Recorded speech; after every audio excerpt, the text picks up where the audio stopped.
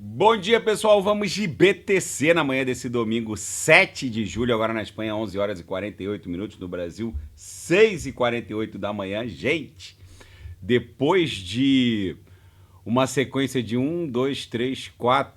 5 corpos reais vendedores, agora a BTC está abrindo um doji levemente comprador, que está travadinho exatamente abaixo da MM200.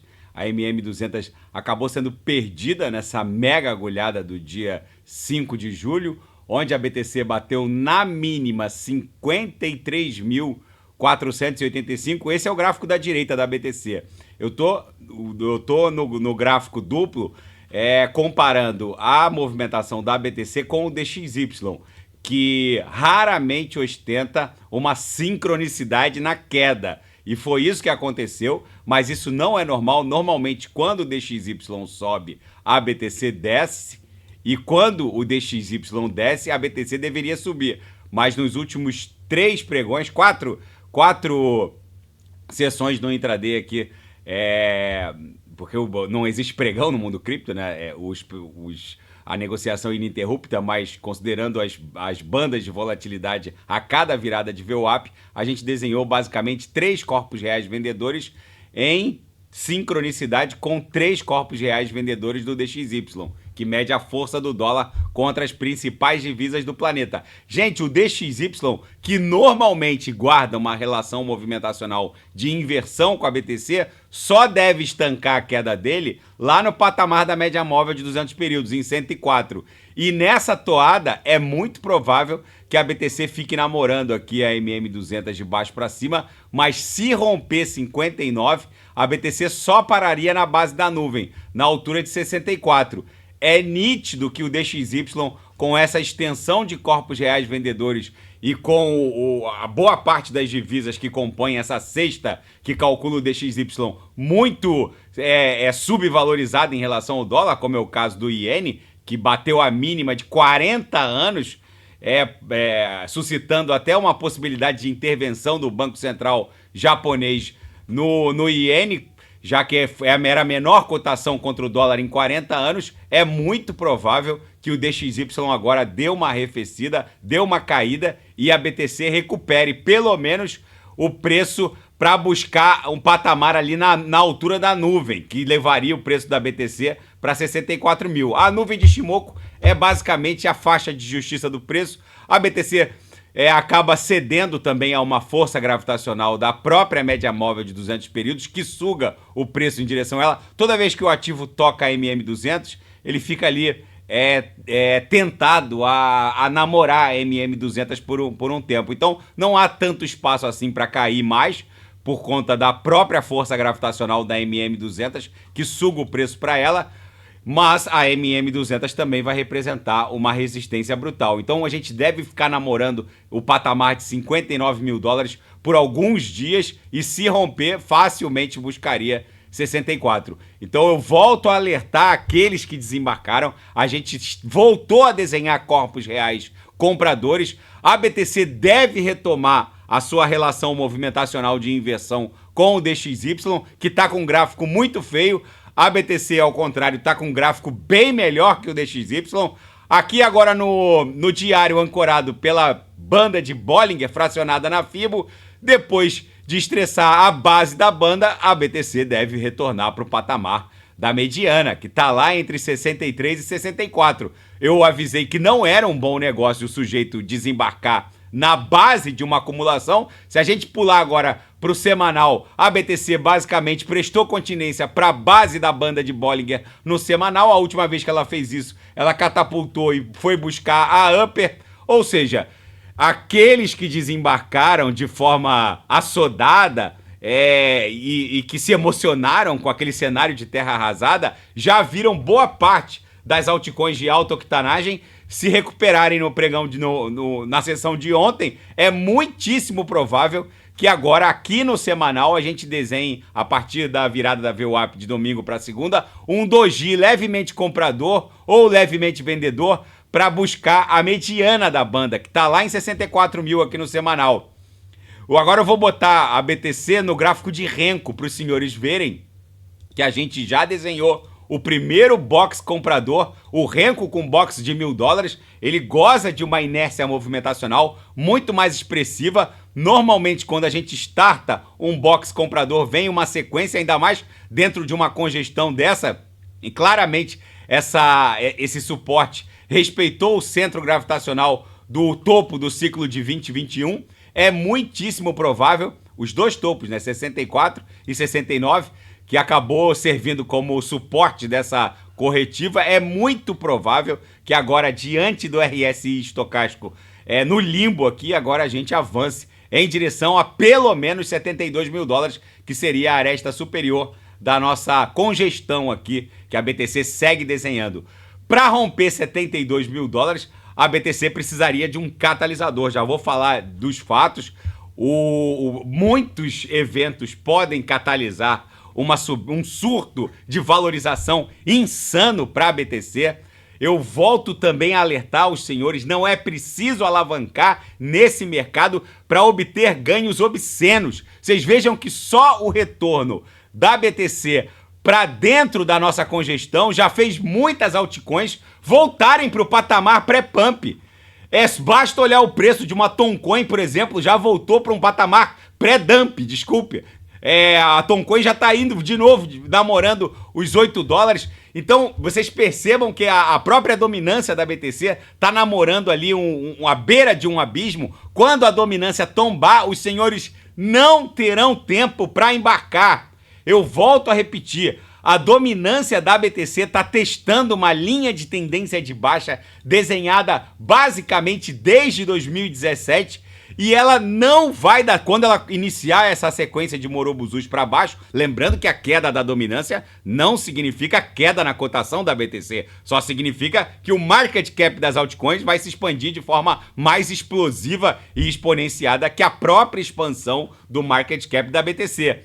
Quando a dominância desenhar os primeiros corpos reais compradores mais extensos, os senhores não terão tempo para embarcar. E não é preciso alavancar em nenhuma altcoin, nem na BTC, para obter ganhos obscenos. Quem não sabe o que comprar, é só clicar no link abaixo, Gemas Altcoin Alert, porque eu garimpei as 40 melhores altcoins em potencial de retorno para esse ciclo. No intraday, a BTC parece que está desenhando uma congestão triangularizada que provavelmente vai explodir para cima por conta da configuração gráfica no diário, que está desenhando o primeiro corpo real comprador de retorno em direção à mediana da banda de Bollinger. No 6 horas, a BTC está travada no patamar da VWAP mensal. Batemos na VWAP mensal, que é uma instituição da análise gráfica. Demos uma recuada, é provável que a gente fique até o esgotamento do final de semana aqui no 6 horas, acumulando numa cunha para depois buscar o patamar da VWAP do mês 6, que deixou a BTC basicamente lá próxima de 64 mil. No diário, ancorado pela nuvem e pelas 3 linhas do canal de Keltner, para quem queria a alça de uma xícara para chamar de sua, tá aí a nossa canaleta virtual de baixa, que pontificou aqui a sequência de fundos descendentes, e agora o mais factível é que a alça volte a estressar a aresta superior dessa canaleta virtual de baixa, formando o padrão xícara-alça, um padrão claramente altista que vai redundar numa explosão até 6 dígitos. Na seara fática, o governo alemão surpreendeu o mercado e recomprou $111 milhões em BTC. Depois de despejar pouco mais de 1.000 bitcoins, ali em torno de 60 e poucos milhões de dólares, agora os legisladores alemães estão aprovando a toque de caixa uma legislação que impede o governo alemão de vender ativos criptográficos do calibre de Bitcoin. Segundo os legisladores alemães, Bitcoin não se vende, só se compra. E agora o governo alemão já se antecipou e recomprou $111 milhões em BTC em prol do Tesouro Germânico. E os efeitos das vendas de Bitcoin por governos são grotescamente exagerados.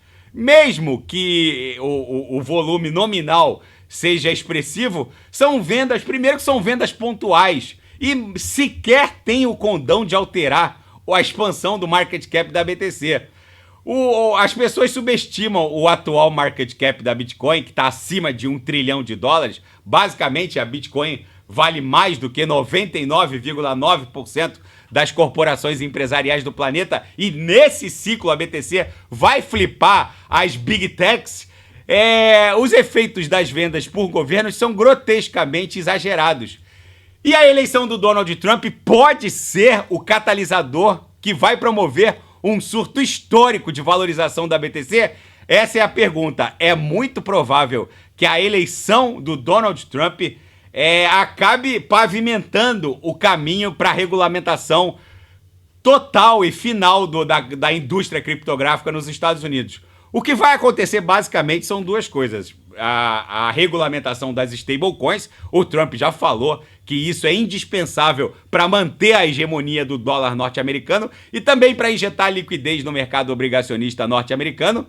E a aprovação do marco legal criptográfico FIT 21, que pode até ser aprovado antes das eleições, já que os democratas acionaram o modo pânico, e isso pode eventualmente criar um pacote pró-cripto que levaria à aprovação do FIT 21.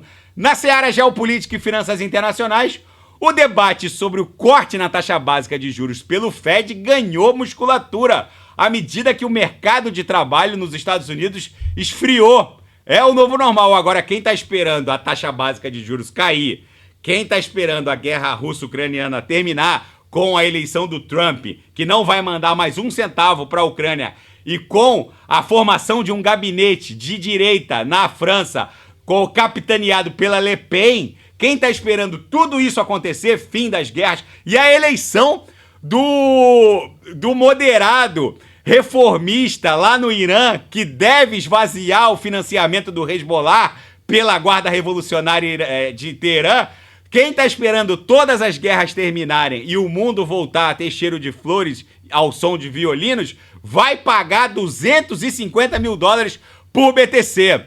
E a França vota no segundo turno. É muitíssimo provável que o partido da Le Pen consiga formar um gabinete de governo. A questão é, será que a Le Pen vai formar a maioria absoluta no Parlamento Nacional, na Assembleia Nacional? O primeiro-ministro espanhol subiu o tom, ele que é um centro-esquerdista, o Pedro Sánchez, e que só está no poder aqui na Espanha, vamos ser bem sinceros, porque ele fez um acordo com os separatistas catalães, anistiou aquele povo todo, que fez aquele plebiscito inconstitucional, que atentou contra a unidade territorial do Estado espanhol, foram todos condenados, estavam todos foragidos por aí.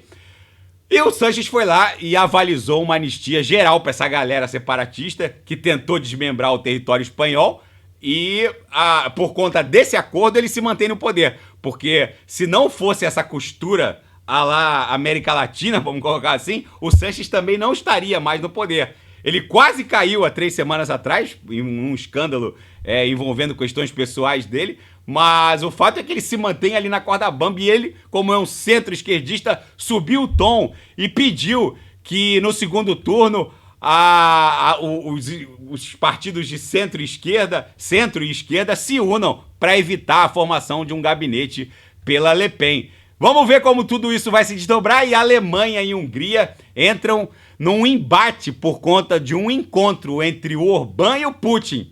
Gente, isso aqui vai ser o novo normal da Europa. Não se assustem se em poucos meses a gente estiver lendo a notícia de um encontro entre um líder ou uma líder francesa específica e o Putin. Lembrando que a Le Pen é aquela que fica colocando no Instagram que possui admiração pessoal pelo Vladimir Putin. Gente, a realidade é muito mais interessante que a mais insana das imaginações.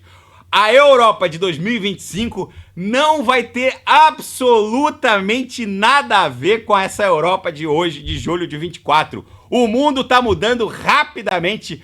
Comprem BTC e corram para as montanhas. A BTC, nesse momento, tentando se livrar da MM200. Se o fizer, vai travar provavelmente na extensão da base da nuvem lá no diário, e que se confunde com a mediana entre 63 e 64, que se confunde, por sua vez, com a mediana da banda de Bollinger também. A gente está indo para esse patamar. Daqui a pouco eu volto, vou fazer Total 2, que mede o market cap das altcoins, que tá ali querendo voltar para um tri, Binance Coin, Avax, Kusama, Solana, e quem quiser sugerir, é só colocar nas mensagens abaixo. Grande abraço, até daqui a pouco.